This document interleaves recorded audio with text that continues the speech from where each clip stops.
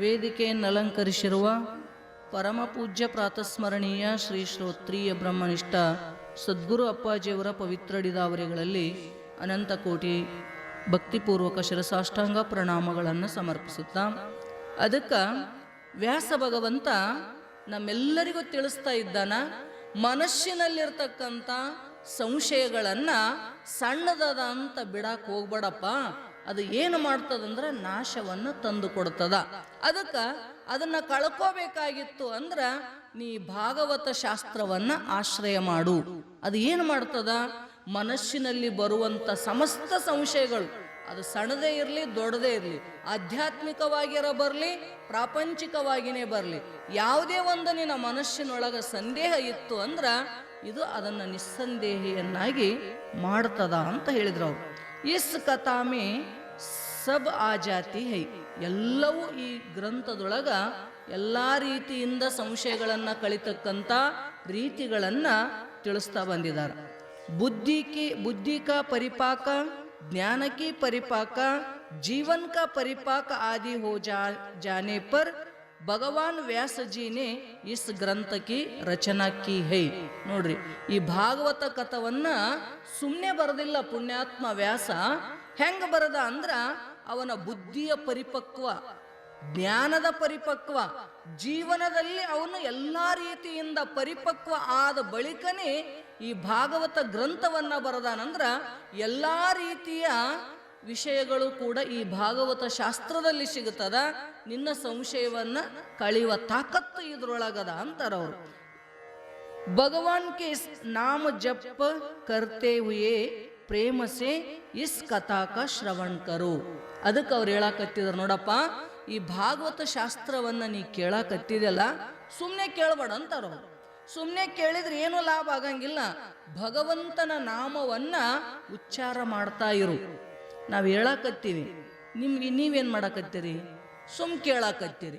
ಕಿವಿದ್ ಒಂದೇ ಕೆಲಸ ಬೇಡ ಅಂತಾರ ಅವರು. ಪರಮಾತ್ಮ ನಿನಗೆ ನಾಲ್ಗೆ ಕೊಟ್ಟನಲ್ಲ, ನೀನು ಪರಮಾತ್ಮನ ನಾಮಸ್ಮರಣೆಯನ್ನ ನಿನ್ನ ಹೃದಯದೊಳಗ ಮನಸ್ಸಿನೊಳಗ ಮಾಡ್ತಾ ಮಾಡ್ತಾ ಈ ಕಥೆಯನ್ನ ಏನು ಮಾಡು, ಶ್ರವಣ ಮಾಡು. ತುಮ್ ನಿಸ್ಸಂದೇಹ ಓ ಜಾಯಿಗೆ. ಅದಕ್ಕೆ ಏನಾಗುತ್ತದ್ರಿ ಅಂದ್ರೆ ನೀ ನಿಸ್ಸಂದೇಹವಾಗಿ ನಿನ್ನೊಳಗಿರ್ತಕ್ಕಂಥ ಸಂಶಯಗಳನ್ನು ಕಳ್ಕೊಂಡು ಸುಖದಿಂದ ಇರಲಿಕ್ಕೆ ಬರ್ತದ. ಆ ಶಕ್ತಿ ಈ ಭಾಗವತ ಕಥಾದೊಳಗದ ಅಂತ ಹೇಳ್ತಾರ ಅವ್ರು. ಭಾಗವತ ನಾರಾಯಣ ಸ್ವರೂಪ ಹೈ, ಪರಿಪೂರ್ಣ ಹೈ. ಮತ್ತೆಂಗದ್ರಿ ಇದು ಭಾಗವತ ಕಥಾ ಅಂದ್ರ ಭಗವಂತನ ಸ್ವರೂಪನೇ ಭಾಗವತ ಕಥಾ. ವಿಷ್ಣು ಪರಮಾತ್ಮನೇ ಕೃಷ್ಣಾವತಾರದೊಳಗ ಬಂದಲ್ಲ, ಅದಕ್ಕ ಆ ಕೃಷ್ಣನ ಲೀಲೆಗಳಿಂದ ಕೂಡಿಕೊಂಡಿರ್ತಕ್ಕಂಥ ಈ ಕಥಾ ಹೆಂಗದ ಅಂದ್ರ ಅದು ಭಗವಂತನ ಸ್ವರೂಪ ಅದ, ಅದು ಪರಿಪೂರ್ಣವಾಗಿರ್ತಕ್ಕಂಥ ಸ್ಥಿತಿ ಅದ ಇದ್ರೊಳಗ ಅಂದ್ರ ಅವರು. ಇಸ್ಕೆ ಶ್ರವಣಸೆ ಆಸ್ತಿಕೋ ಮಾರ್ಗದರ್ಶನ್ ಮಿಲೇಗ. ನೋಡ್ರಿ, ಈ ಕಥೆಯನ್ನ ಭಾಗವತವನ್ನ ಯಾರು ಕೇಳ್ತಾರ ಆಸ್ತಿಕರಾಗಿರ್ತಕ್ಕಂಥವ್ರಿಗೆ ದಾರಿ ಸಿಗುತ್ತದಂತ. ಆಸ್ತಿಕರಂದ್ರೆ ಯಾರು? ವೇದಗಳನ್ನು ಒಪ್ಪುವವರು, ದೇವರನ್ನ ನಂಬೋರು. ದೇವರನ್ನ ನಂಬೋರಿಗೆ ನಾವೇನಂತೀವ್ರಿ? ಆಸ್ತಿಕರು ಅಂತ ಕರಿತೀವಿ. ಈ ಆಸ್ತಿಕ ಇದ್ದ ಮನುಷ್ಯ ಅಂತ ಕೇಳಿದ್ರ ಅವನಿಗೆ ಭಾಗವತ ಕಥಾ ದಾರಿಯನ್ನ ತೋರಿಸಿಕೊಡ್ತದ. ಈ ದಿಶೆಯಿಂದ ನೀವು ಹೋಗಪ್ಪ, ನಿನಗ ಪರಮಾತ್ಮ ಸಿಗುತ್ತಾನ ಅಂತ. ಅವ್ರು ನಾಸ್ತಿಕ ಹೋಗ ವಹ ಆಸ್ತಿಕ ಬನೇಗ. ಒಂದ್ ವೇಳೆ ನಾಸ್ತಿಕ ಇದ್ದ ಅಂದ್ರ ಇರ್ತಾರ ನೋಡ್ರಿ, ಬಹಳ ಮಂದಿ ನಾಸ್ತಿಕರೇ ಇದಾರ ಪ್ರಪಂಚದ ತುಂಬೆಲ್ಲ. ಎಷ್ಟು ಮಂದಿ ಆಸ್ತಿಕರು ಸಿಗ್ತಾರೆ ಇವತ್ತಿನ ಕಾಲದೊಳಗ?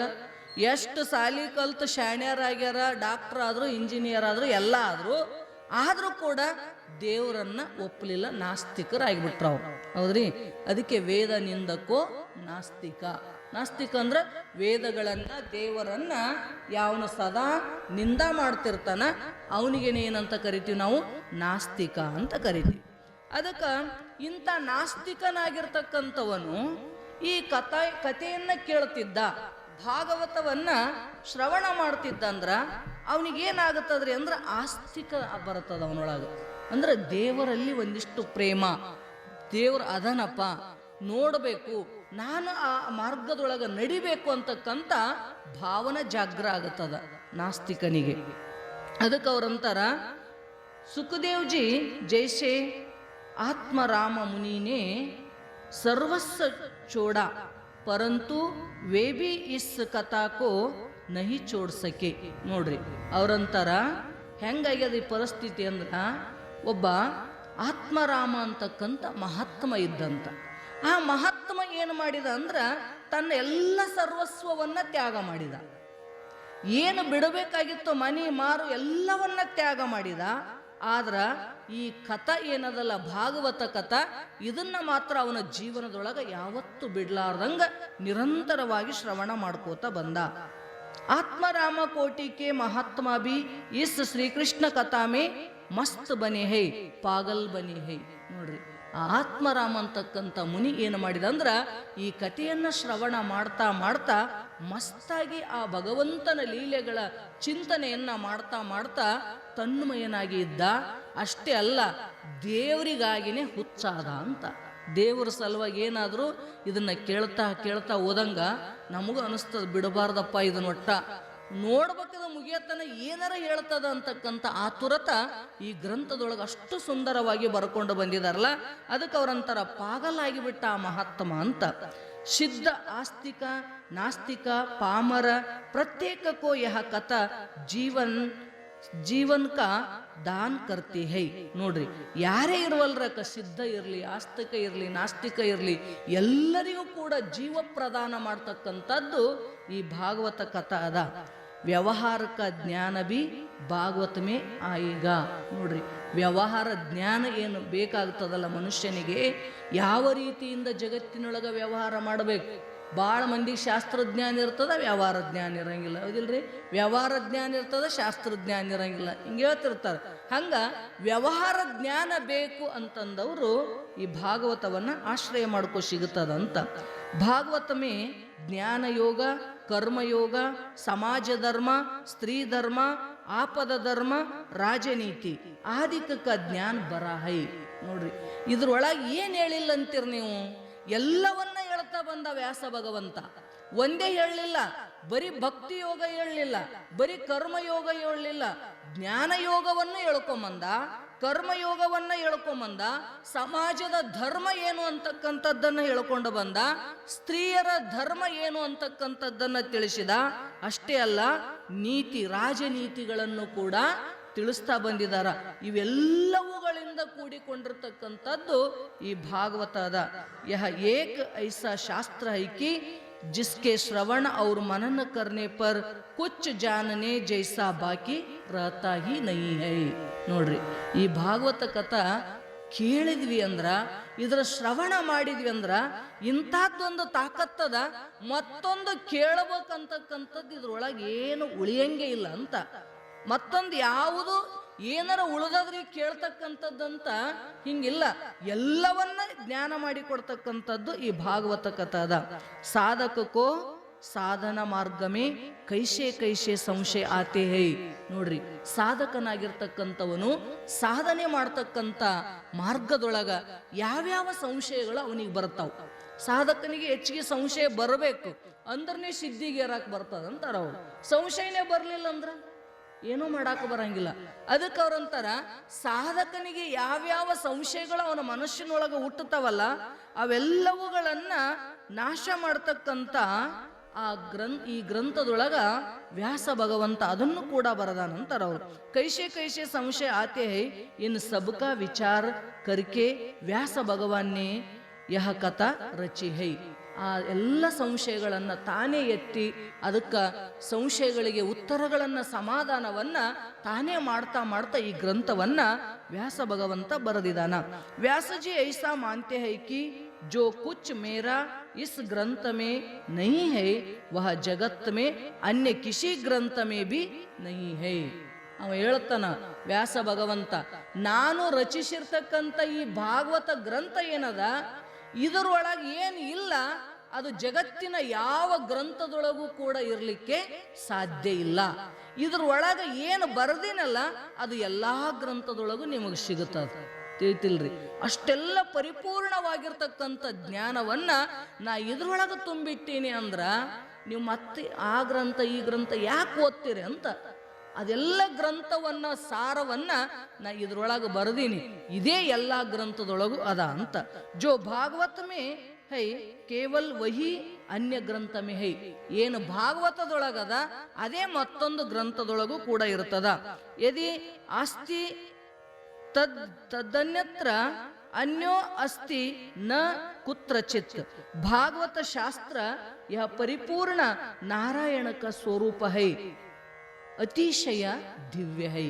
ಅದಕ್ಕೆ ಅವ್ರು ಹೇಳಿದ್ರಪ್ಪ, ಇದರೊಳಗಿರ್ತಕ್ಕಂಥದ್ದೇ ಎಲ್ಲದರೊಳಗದ, ಎಲ್ಲದರೊಳಗಿರ್ತಕ್ಕಂಥದ್ದು ಇದ್ರೊಳಗಿಲ್ಲ ಅಂತಲ್ಲ, ಇದರಂದೇ ಎಲ್ಲದರೊಳಗದ ಅಂತಕ್ಕಂಥದ್ದನ್ನ ತಿಳಿಸ್ತಾ, ಈ ಭಾಗವತ ಶಾಸ್ತ್ರ ಹೆಂಗದರಿ ಅಂತ ಕೇಳಿದ್ರ ಭಗವಂತನ ಸ್ವರೂಪನೇ ಅದ, ಮತ್ತ ಅತಿ ದಿವ್ಯವಾಗಿರ್ತಕ್ಕಂಥ ಜ್ಞಾನದಿಂದ ಕೂಡಿಕೊಂಡಿರ್ತಕ್ಕಂಥದ್ದು ಈ ಗ್ರಂಥ ಅದ ಅಂತ ಹೇಳಿದ್ರು ಅವರು.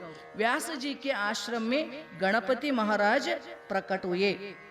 ಏನಾಯ್ತು ಅಂದ್ರೆ, ಒಂದು ಸಲ ವ್ಯಾಸ ಭಗವಂತನ ಕುಟೀರಕ್ಕ ಗಣಪತಿ ಬಂದಂತ. ಗಣಪತಿ ಗೊತ್ತದನಿಲ್ರಿ, ಪಾರ್ವತಿ ಮಗ ಗಣಪತಿ ಬಂದ. ವ್ಯಾಸಜಿನೇ ಕಹ, ವ್ಯಾಸ ಅವನಿಗೆ ಅಂದಂತ, ಏನಂತ, ಮುಜೆ ಭಾಗವತ ಶಾಸ್ತ್ರ ಕಿ ರಚನಾ ಕರ್ನಿ ಹೈ.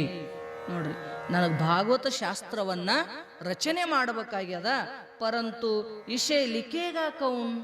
ಕೇಳ್ತಾನವ, ಹೌದು ನಾನೆಲ್ಲ ಭಾಗವತ ಶಾಸ್ತ್ರವನ್ನ ಬರಿಬೇಕಂತೀನಿ, ಆದ್ರೆ ಇದನ್ನು ಬರೆಯವ್ರು ಯಾರು, ರಚನೆ ಮಾಡಬೇಕಂತ ನನ್ನ ಮನಸ್ಸಿನೊಳಗೆ ಆಸೆ ಹುಟ್ಟ್ಯಾದ, ಆದ್ರೆ ಅದನ್ನು ಬರೆಯಕ್ಕೆ ಒಬ್ಬ ಕರ್ತಾ ಬೇಕಲ್ಲ, ಯಾರದಾರ ಅಂತ ಪ್ರಶ್ನೆ ಮಾಡಿದ್ರ.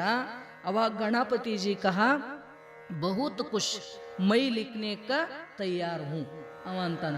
ಬಹಳ ಖುಷಿ ಆಯ್ತು ಗಣಪತಿಗೆ, ಇದನ್ನ ಯಾರು ರಚನೆ ಮಾಡ್ತಾರ, ವ್ಯಾಸ ಭಗವಂತ ರಚನೆ ಮಾಡ್ತೀನಿ ಅಂತಾನ, ಅದನ್ನ ಬರೆಯವ್ರು ಬೇಕಾಗ್ಯಾರ.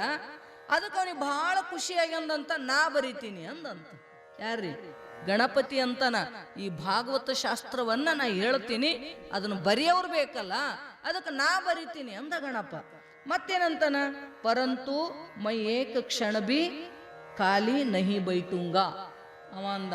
ನೀ ಹೇಳು, ನಾ ಬರಿತೀನಿ, ಆದ್ರೆ ಒಂದು ಕ್ಷಣನೂ ನಾ ಸುಮ್ಮ ಕೂಡಂಗಿಲ್ಲ, ನಿರಂತರ ನೀ ಹೇಳ್ತಾ ಇರ್ಬೇಕು, ನಾನು ಹಂಗ ಬರಿತಾ ಇರ್ಬೇಕು ಅಂತ ನಾವು.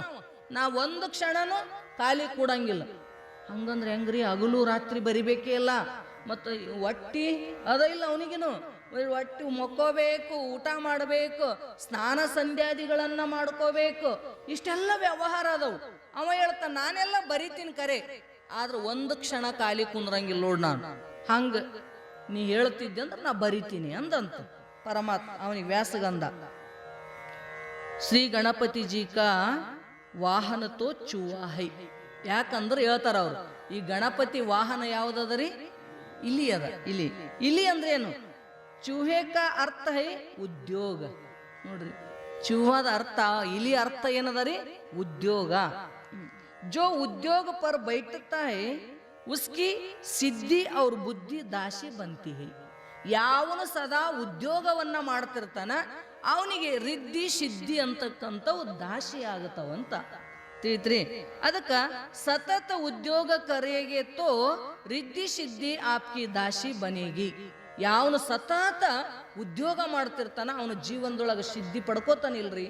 ಯಾವ ನಿರುದ್ಯೋಗಿ ಅದನ ಅವನ ಜೀವನದೊಳಗೆ ಏನು ಸಿದ್ಧಿಯನ್ನ ಮಾಡ್ಕೊಳಕ ಸಾಧ್ಯನೇ ಇಲ್ಲ. ಸದಾ ಉದ್ಯೋಗರತನಾಗಿರ್ತಕ್ಕಂಥವನು ಏನು ಸಾಧಿಸಬೇಕಂತಾನ ಅದನ್ನ ಪಡ್ಕೋತಾನೆ, ಆ ಸಿದ್ಧಿಗೆ ಏರ್ತಾನೆ. ಅದಕ್ಕೆ ಬುದ್ಧಿ ರಿದ್ಧಿ ಸಿದ್ಧಿ ಎರಡೂ ಕೂಡ ಅವನಿಗೆ ದಾಸಿಯಾಗಿ ಬಿಡ್ತಾವ ಅಂತ.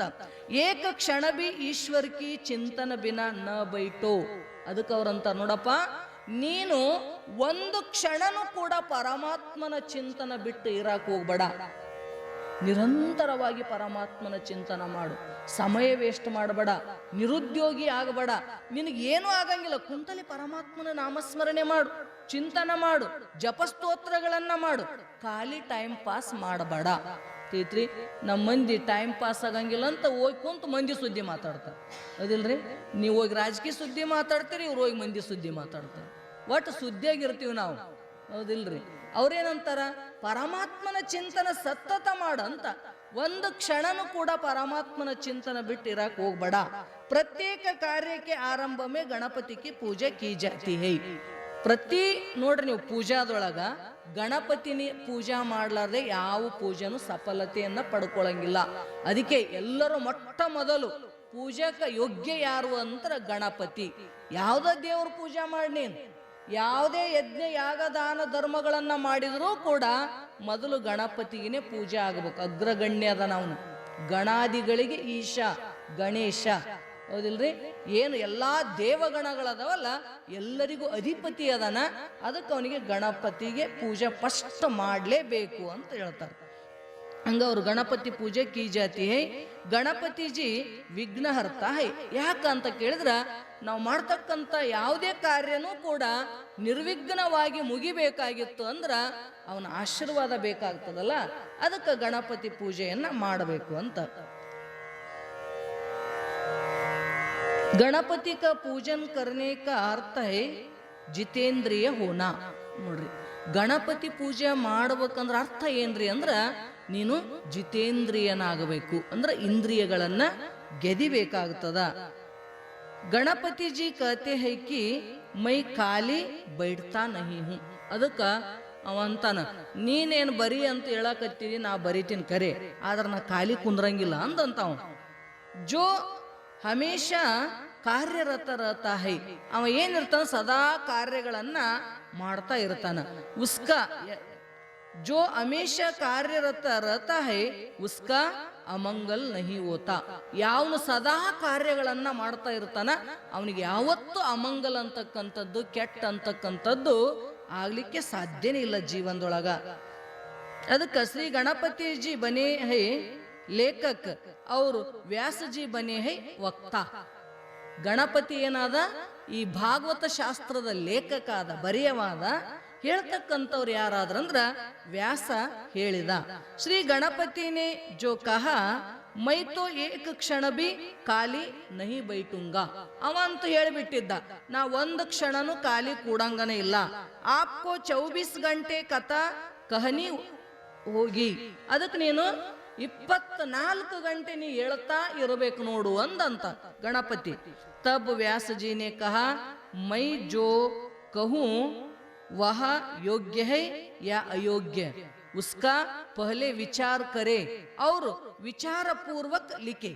ನೋಡ್ರಿ, ಅವನಂದ ಮತ್ತೆ ಇಟ್ಟೆಲ್ಲ ನೀ 24 ಗಂಟೆ ಎಳ್ಕೋತ ಕೂಡ್ಬೇಕಂದ್ರೆ ಮುಂದಿನ ಕೆಲಸ ಹೆಂಗ್ ನಡಿಬೇಕು ಅವನು, ಹೌದಿಲ್ರಿ? ಸ್ನಾನ ಸಂಧ್ಯಾರ ಮಾಡಕ್ ಒಂದು ಟೈಮ್ ಬೇಕಲ್ಲ ಪಾಪ, ಒಟ್ಟಿಗೆ ರೈಟ್ ಊಟ ಹಾಕಕ್ಕರ ಟೈಮ್ ಬೇಕಲ್ಲ. ಅದಕ್ಕೆ ವಿಚಾರ ಮಾಡಿ ಅಂದ. ಬರೆಯವ್ರಂತೂ ಯಾರು ಸಿಗಂಗಿಲ್ಲ, ಮತ್ತು ಅದನ್ನ ಬರೆಯೋಕೇನು ಸಾಮರ್ಥ್ಯ ಎಲ್ಲರಿಗೂ ಇರಂಗಿಲ್ಲ ಅದು. ಅದಕ್ಕೆ ಅವ್ ವಿಚಾರ ಮಾಡಿ ಅಂದಂತ ವ್ಯಾಸ, ನೋಡಪ್ಪ ಆಯ್ತು ನೀ ಹೆಂಗ್ ಹೇಳ್ತಿ ಹಂಗ, ಆದ್ರ ನಾ ಹೇಳ್ತೀನಿ, ನೀ ಬರೀತಿದಲ್ಲ ಸುಮ್ನೆ ನಾ ಹೇಳ್ದಂಗೆ ಬರೆಯೋದಿಲ್ಲ, ತಿಳಿತಿಲ್ರಿ? ನಾ ಹೇಳ್ದಂಗೆ ಬರೆಯೋದಿಲ್ಲ, ಏನು ಹೇಳಕತ್ತೀನಿ ಅದು ಯೋಗ್ಯನೋ ಅಯೋಗ್ಯನೋ ವಿಚಾರ ಮಾಡ್ಬೇಕು. ಅದನ್ನ ತಿಳಿತ್ರಿ? ನಾ ಹೇಳ್ತಕ್ಕಂಥದ್ದು ಯೋಗ್ಯ ಇತ್ತು ಅಂದ್ರೆ ಅದನ್ನ ವಿಚಾರ ಪೂರ್ವಕವಾಗಿ ಬರಿಬೇಕೇ ವಿನ ಸುಮ್ ಕಂಡಂಗೆ ಬರೆಯೋದಿಲ್ಲ. ಹಂಗಿತ್ತಂದ್ರೆ ಬರೀ ಅಂತ ವ್ಯಾಸ ಅಂದ. ಭಾರಿ ಚಲೋ ಆಯ್ತು, ಒಪ್ಕೊಂಡ್ಬಿಟ್ಟ ಗಣಪತಿ. ಚಲೋ ಆಯ್ತು ಇವನಿಗೆ. ಅದಕ್ಕೆ ಏನ್ ಮಾಡ್ತಿದ್ದಂದ್ರ, ತಬ್ ವ್ಯಾಸಜಿನೇ ಕಹ ಯೋಗ್ಯ ಹೈ ವಹ ಐ या अयोग्य है उसका पहले विचार करे और विचार पूर्वक लिखे. 100 श्लोक हो जाए पर व्यास जी एक ऐसा कटु श्लोक कह देते थे कि उससे गणपति को विचार करने में समय लग जाता था. ನೋಡ್ರಿ, ಅದಕ್ಕೆ ಹಿಂಗಂದ. ಆಯ್ತು ನಾ ಬರಿತೀನಪ್ಪ, ವಿಚಾರ ಮಾಡೇ ಬರಿತೀನಿ ಅಂದ ಗಣಪತಿ. ಅದಕ್ಕೆ ಅವ ಹೇಳ್ತಿದ್ದ ವ್ಯಾಸ, ಹೇಳ್ತಿದ್ದ ಒಂದು 100 ಶ್ಲೋಕ ಆಗತ್ತನ ಕುಂದಿರ್ತಿದ್ದ ಒಂದೇ ಜಾಗ ಕುಂತು. ಒಂದು 100 ಶ್ಲೋಕ ಆದ ಬಳಿಕ ಇಂತಹದ್ದು ಒಂದು ಶ್ಲೋಕ ಹೇಳ್ತಿದ್ದಂತ, ಅದು ಬಹಳ ಕಠಿಣ ಇರ್ತಕ್ಕಂಥ ಶ್ಲೋಕ ಹೇಳ್ಬಿಡ್ತಿದ್ದಂತ. ಅದನ್ನು ವಿಚಾರ ಮಾಡ್ಬೇಕಾದ್ರೆ 1-2 ತಾಸು ಟೈಮ್ ತಗೋತಿದ್ದಂತ ಗಣಪತಿ. ಅಷ್ಟರೊಳಗೆ ಇವ ಊಟ ಏನೇನು ಮಾಡ್ಬೇಕು ಎಲ್ಲ ಮಾಡ್ಕೊಂಡು ಬಂದ್ಬಿಡ್ತಿದ್ದಂತ. ಹೆಂಗದಾರೆ ಅವ್ರದ್ದು? ಅವಾಗ ಅವ ಏನ್ ಮಾಡ್ತಾನ, ಕೆಲಸನೂ ಆಗ್ತಿತ್ತು ಮತ್ತು ಈ ಶ್ಲೋಕನೂ ಬರೆಯೋದು ನಿಂದಿರ್ಸ್ತಿದ್ದಿಲ್ಲ. ವಿಚಾರ ಮಾಡಿ ಯೋಗ್ಯನೋ ಅಯೋಗ್ಯನೋ ಅಂತ ಎಲ್ಲ ತಿಳಿದು ಬರಿಬೇಕಾದ್ರೆ ಟೈಮ್ ತಗೋತಿತ್ತು ಅವನಿಗೆ. ಅಷ್ಟು ಕಠಿಣವಾಗಿರ್ತಕ್ಕಂಥ ಶ್ಲೋಕ ಒಂದ ಹೇಳಿ ಹೋಗಿಬಿಡ್ತಿದ್ನಂತ. ಅದನ್ನು ಬರೆಯತನ ತನ್ನ ಕೆಲಸ ಮುಗಿಸ್ಕೊಂಬಂದು ಮತ್ತೆ ಆರಾಮ್ ಕುಂತು ಬಿಡವ. ಈ ರೀತಿ ಒಳಗ ಭಾಗವತ ಶಾಸ್ತ್ರವನ್ನ ರಚನೆ ಮಾಡಿದ್ರು ಅಂತ ಅವರು. ಅದಕ್ಕೆ कटु श्लोक कह देते थे कि जिस गणपति को विचार करने में समय लगता था और इतने समय जो व्यास जी अपने अन्य काम ಪೂರ ಕರ್ಲೇತೈತಿ. ಅಲ್ಲಿ ತನಕ ಅವ ಪೂರ್ಣ ಬರೆಯ ತನಕ ಇವ ತನ್ನ ಬೇರೆ ಬೇರೆ ಕೆಲಸಗಳನ್ನ ಮಾಡಿಕೊಂಡು ಬರ್ತಿದ್ದ. ಈ ರೀತಿಯಾಗಿ ಏನು ಮಾಡಿದ್ರಂದ್ರ ಈ ಭಾಗವತ ಶಾಸ್ತ್ರವನ್ನ ರಚನೆ ಮಾಡಿದ್ರು. ಇದ್ರೊಳಗ ಬರಿಲಾರ್ದಂಥದ್ದು ಯಾವುದೂ ಇಲ್ಲ. ಎಲ್ಲಾ ರೀತಿಯಿಂದ ಪರಿಪೂರ್ಣವಾಗಿರ್ತಕ್ಕಂಥ ಜ್ಞಾನವನ್ನ ಈ ಭಾಗವತ ಶಾಸ್ತ್ರದೊಳಗೆ ಬರ್ದೀನಿ. ಇದ್ರೊಳಗಿರ್ತಕ್ಕಂಥ ಎಲ್ಲಾ ವಿಷಯ ಅನ್ಯ ಗ್ರಂಥದೊಳಗೆ ಸಿಗುತ್ತವೆ ವಿನಾ ಇದ್ರೊಳಗಿರ್ಲಾರದ್ದು ಮತ್ಯಾವ ಗ್ರಂಥದೊಳಗೆ ಸಿಗ್ಲಿಕ್ಕೆ ಸಾಧ್ಯ ಇಲ್ಲ ಅಂತ ತಿಳ್ಕೊಂಡು ಯಾವಾಗ ವ್ಯಾಸ ಭಗವಂತ ಈ ಭಾಗವತವನ್ನ ರಚನೆ ಮಾಡಿದ್ದೀನಿ ಅಂತ ತಿಳಿಸ್ತಾ ಇದ್ದಾನ. ಅದಕ್ಕೆ ಇನ್ನೂ ಮುಂದೆ ಉಪದೇಶ ಮಾಡೋರದಾರ. ಮತ್ತು ನಾಳೆ ದಿವಸ ವಿಚಾರ ಮಾಡೋಣ. ಇದೇ ವಿಷಯವನ್ನು ಸದ್ಗುರು ಅಪ್ಪಾಜಿಯವರು ನಮ್ಮೆಲ್ಲರಿಗೂ ತಿಳಿಸ್ತಾರ ಅಂತ ಹೇಳ್ತಾ ನನ್ನ ಎರಡು ತೊದಲು ನುಡಿಗಳನ್ನು ಸದ್ಗುರುನಾಥ್ ನಡೆದ ಅವರುಗಳಲ್ಲಿ ಅರ್ಪಿಸ್ತಾ ಇದ್ದೀನಿ. ಅರಿವು ಅಂತ